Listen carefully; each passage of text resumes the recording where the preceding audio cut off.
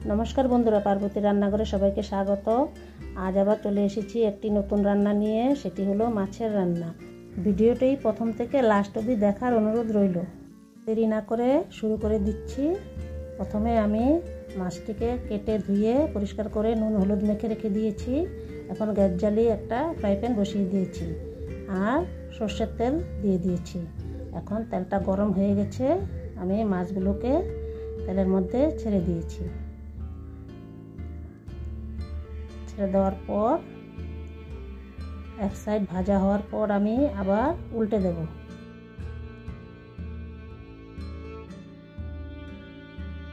এখন এক সাইড হয়ে গেছে, আমি উল্টে দিচ্ছি।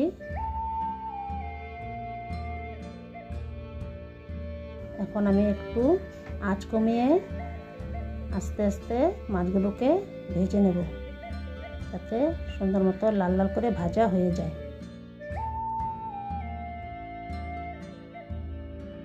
আমার মাছগুলো ভাজা হয়ে গেছে, এখন তুলে নিচ্ছি।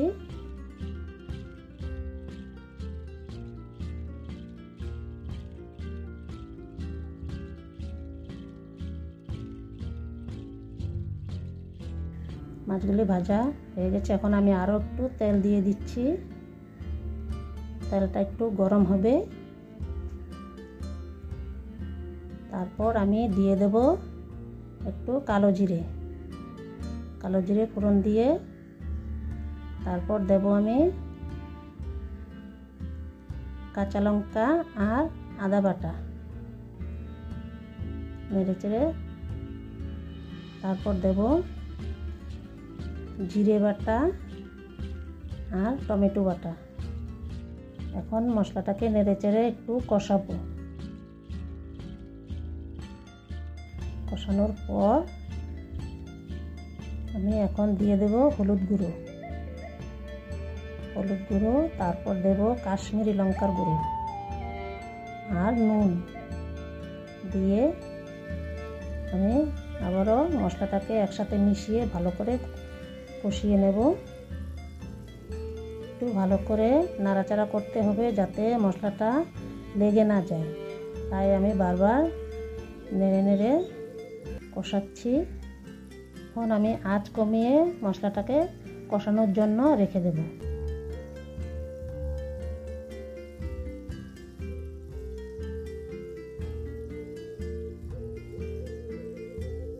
মশলাগুলো এখন মোটামুটি কষে গেছে। এখন আমি দিয়ে দেব মাছগুলোকে, এক এক করে আমি মাছগুলোকে দিয়ে দেব। দিয়ে এখন আমি একটু নেড়ে চেড়ে উল্টে পাল্টে মশলাগুলোকে মাছের গায়ে লাগিয়ে দেব। লাগিয়ে দিয়ে আমি আরও একটু মশলাটাকে কষিয়ে নেব। এখন মোটামুটি কষে আসছে আর তেলটাও ছেড়ে দিচ্ছে।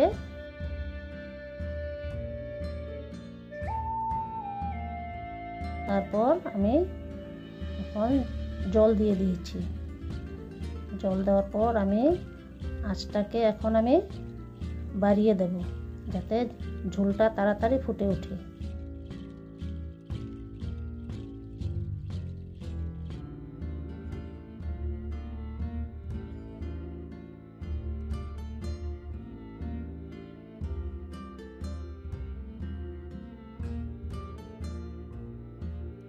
ঝোলটা এখন আস্তে আস্তে ফুটে উঠছে।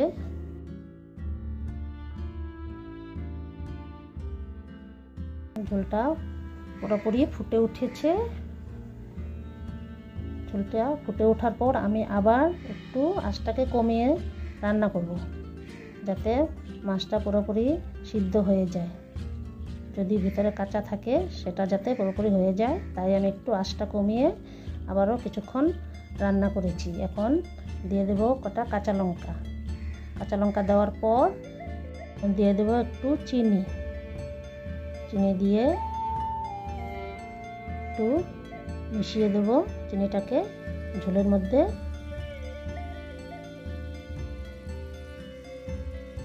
এখন আমি আধা কাপ দুধ দিয়ে দিয়েছি। দুধ দেওয়ার পর আমি আরও একটু রান্না করব।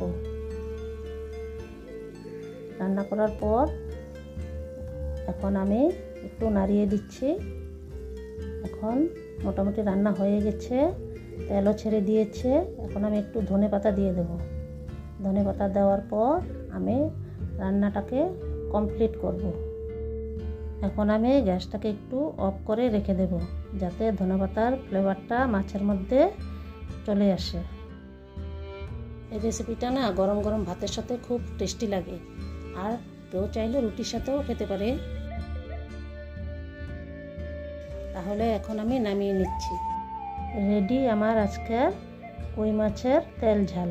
এখন আমি প্লেটের মধ্যে সাজিয়ে দেব।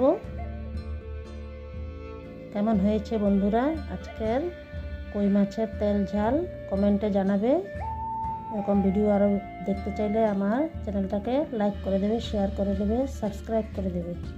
আজ বিদায় নিচ্ছি, দেখা হচ্ছে অন্য কোনো রান্না নিয়ে। ততক্ষণ টাটা, সবাই ভালো থেকো, সুস্থ থেকো আর সাথে থেকো।